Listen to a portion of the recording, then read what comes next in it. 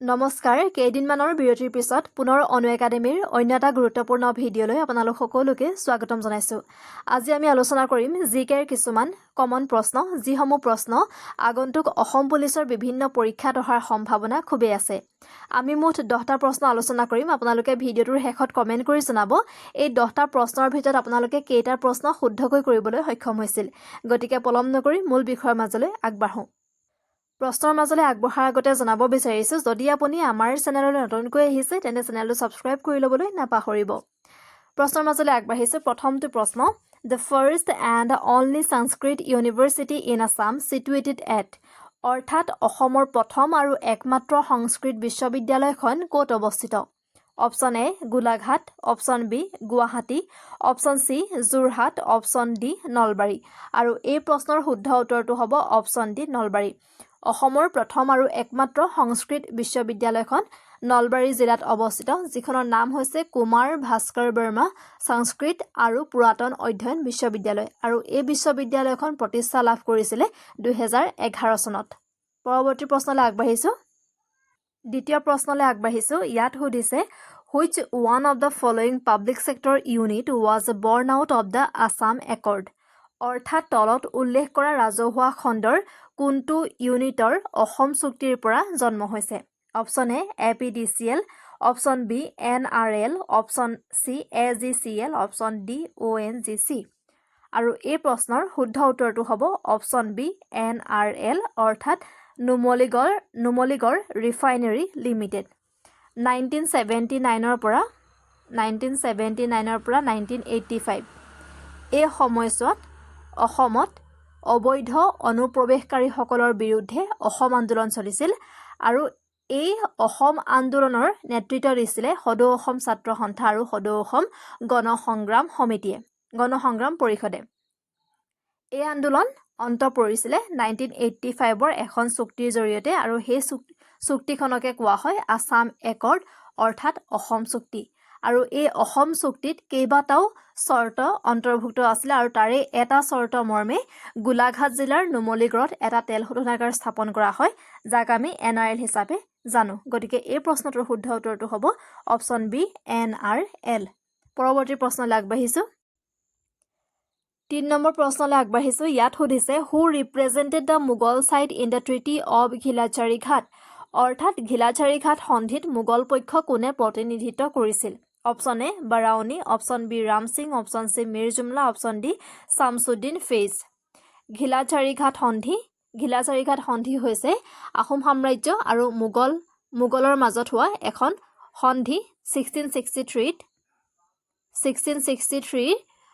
23 জানুৱাৰীত আহোম স্বৰ্গদেউ জয়ধ্বজ সিংহ আৰু মোগলৰ সেনাপতি মিৰ জুমলাই শিৱসাগৰৰ টিপামৰ ওচৰৰ ঘিলাঝাৰী ঘাট নামে ঠাইত এই সন্ধিখন স্বাক্ষৰিত কৰিছিলে। গতিকে আমি গম পালোঁ যে আহোম পক্ষত আছিলে স্বৰ্গদেউ জয়ধ্বজ সিংহ আৰু মোগলৰ পক্ষত আছিলে মিৰ জুমলা। গতিকে অপশ্যন চিটো হ'ব শুদ্ধ উত্তৰ। পৰৱৰ্তী প্ৰশ্নলৈ আগবাঢ়িছোঁ। 4 নম্বৰ প্ৰশ্নলৈ আগবাঢ়িছোঁ। ইয়াত সুধিছে, who was the prime minister of India during the signing of the Assam accord, অৰ্থাৎ অসম চুক্তি স্বাক্ষৰ কৰাৰ সময়ত ভাৰতৰ প্ৰধানমন্ত্ৰী কোন আছিল? Option A Rajiv Gandhi, option B Vajpayee, option C Deve Gowda, option D Indira Gandhi. আমি ইয়াৰ আগৰ প্ৰশ্নৰ জৰিয়তে গম পালোঁ যে অসম আন্দোলন কিয় সংঘটিত হৈছিলে, আৰু এই অসম আন্দোলনৰ পৰিসমাপ্তি ঘটিছিলে অসম চুক্তিৰ জৰিয়তে, যিখন স্বাক্ষৰিত হৈছিলে 1985 চনৰ 15 আগষ্ট তাৰিখে।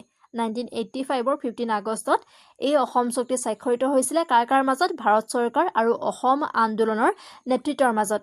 আৰু সেই সময়ত ভাৰতৰ প্ৰধানমন্ত্ৰী আছিলে ৰাজীৱ গান্ধী। গতিকে অপশ্যন এটো হ'ব শুদ্ধ উত্তৰ। পৰৱৰ্তী প্ৰশ্নলৈ আগবাঢ়িছোঁ। 5 নম্বৰ প্ৰশ্নলৈ আগবাঢ়িছোঁ। ইয়াত সুধিছে, the first railway line was opened in Assam between, অৰ্থাৎ অসমত প্ৰথম ৰেলপথ ক'ত মুকলি কৰা হৈছিল? Option A Dibrugarh to Jorhat, option B Dibrugarh to Tinsukia, option C Dibrugarh to Guwahati, option D Dibrugarh to Margherita.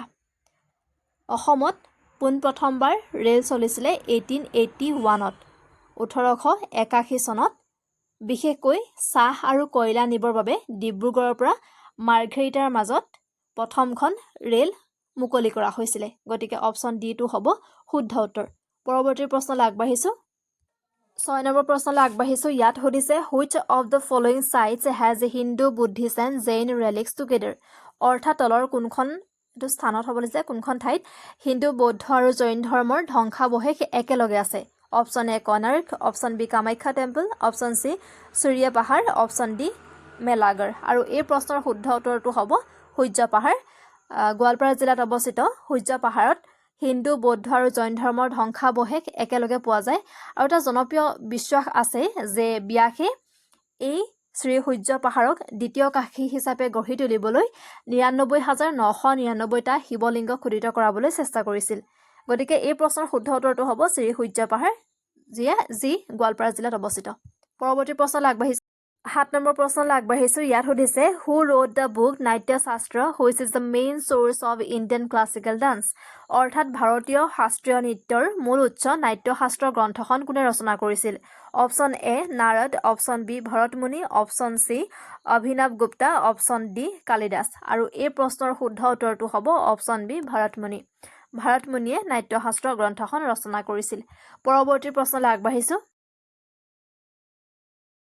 8 number প্ৰশ্নলৈ আগবাঢ়িছোঁ ইয়াত সুধিছে which one of the following is not a harvest festival in India তলৰ কোনটো ভাৰতত শস্য চপোৱাৰ উৎসৱ নহয় option A Onam option B Ugadi option C Holi option D Lohri আৰু এই প্ৰশ্নৰ শুদ্ধ উত্তৰটো হ'ব অপশ্যন চি হোলী শস্যৰ লগত জড়িত এটা উৎসৱ নহয় গতিকে অপশ্যন চিটো হ'ব শুদ্ধ উত্তৰ পৰৱৰ্তী প্ৰশ্নলৈ আগবাঢ়িছোঁ 9 নম্বৰ প্ৰশ্নলৈ আগবাঢ়িছোঁ ইয়াত সুধিছে which classical dance form is famous in Tamil Nadu অৰ্থাৎ তামিলনাডুত কোনটো শাস্ত্ৰীয় নৃত্য বিখ্যাত option A Mohiniattam option B Kuchipudi option C Bharatanatyam option D Kathakali এইখিনিতে আমি জানিবলগীয়া যে সংগীত নাটক একাডেমীয়ে 8টা নৃত্যক শাস্ত্ৰীয় নৃত্যৰ মৰ্যাদা প্ৰদান কৰিছে সেইকেইটা হৈছে ভাৰতনাট্যম কথকলি কুচিপুড়ি মণিপুৰী মোহিনীঅট্টম ওড়িশী আৰু সত্ৰীয়া ইয়াৰ ভিতৰত এই ভাৰতনাট্যম এই নৃত্যটো তামিলনাডুত বিখ্যাত বিশেষকৈ তামিলনাডুত জনপ্ৰিয় পৰৱৰ্তী প্ৰশ্নলৈ আগবাঢ়িছোঁ আজিৰ আলোচনাৰ একেবাৰে শেষৰটি প্ৰশ্নলৈ আগবাঢ়িছোঁ ইয়াত সুধিছে Vishnu Rabha was elected as an MLA from অৰ্থাৎ বিষ্ণু ৰাভা ক'ৰ পৰা বিধায়ক হিচাপে নিৰ্বাচিত হৈছিল option A Nagaon option B Kamrup option C Tezpur option D Goalpara Bishnuprasad Rabha যিজন এজন মহান শিল্পী হয় যাক সাহিত্যিক নাট্যকাৰ সংগীতজ্ঞ নৃত্যবিদ চিত্ৰকাৰ আদি বিভিন্ন বিভূষণেৰে আমি বিভূষিত কৰিব পাৰোঁ এজন মহান শিল্পী যাক আমি কলাগুৰু হিচাপে জানো তেওঁ প্ৰথমতে 1957ত ভাৰতীয় কমিউনিষ্ট দলৰ হৈ বৰপেটা সমষ্টিৰ পৰা বিধানসভাৰ নিৰ্বাচনত প্ৰতিদ্বন্দ্বিতা কৰিছিলে কিন্তু তেওঁ সেই নিৰ্বাচনত তেওঁ পৰাজয় বৰণ কৰে তাৰপিছতে 1967ত তেওঁ তেজপুৰৰ পৰা নিৰ্দলীয় প্ৰাৰ্থী হিচাপে বিধানসভা নিৰ্বাচনত প্ৰতিদ্বন্দ্বিতা কৰিছিলে আৰু সেই নিৰ্বাচনত তেওঁ জয়লাভ কৰি বিধায়ক হিচাপে নিৰ্বাচিত হৈছিলে গতিকে অপশ্যন চিটো হ'ব শুদ্ধ উত্তৰ তেওঁ তেজপুৰৰ পৰা যেতিয়া নিৰ্বাচন খেলিছিলে সেই নিৰ্বাচনত তেওঁ জয়ী হৈছিলে বিধায়ক হৈছিলে গতিকে অপশ্যন চিটো হ'ব শুদ্ধ উত্তৰ আজিৰ আলোচনাটো ইমানতে সামৰিছোঁ আপোনালোকে কমেণ্ট কৰি জনাবচোন এই আলোচনাৰ জৰিয়তে আপোনালোক উপকৃত হ'ব পাৰিছে নাই আৰু 10টা প্ৰশ্নৰ ভিতৰত আপোনালোকে কিমানটা প্ৰশ্ন শুদ্ধকৈ কৰিবলৈ সক্ষম হ'ল সেয়া কমেণ্ট কৰি জনাব লগতে যদি ভিডিঅ'টো ভাল পাইছে অনুগ্ৰহ কৰি লাইক কমেণ্ট আৰু শ্বেয়াৰ কৰি দিব আৰু এতিয়ালৈকে যদি আমাৰ চেনেলটো ছাবস্ক্ৰাইব কৰা নাই ছাবস্ক্ৰাইব কৰি দিব ধন্যবাদ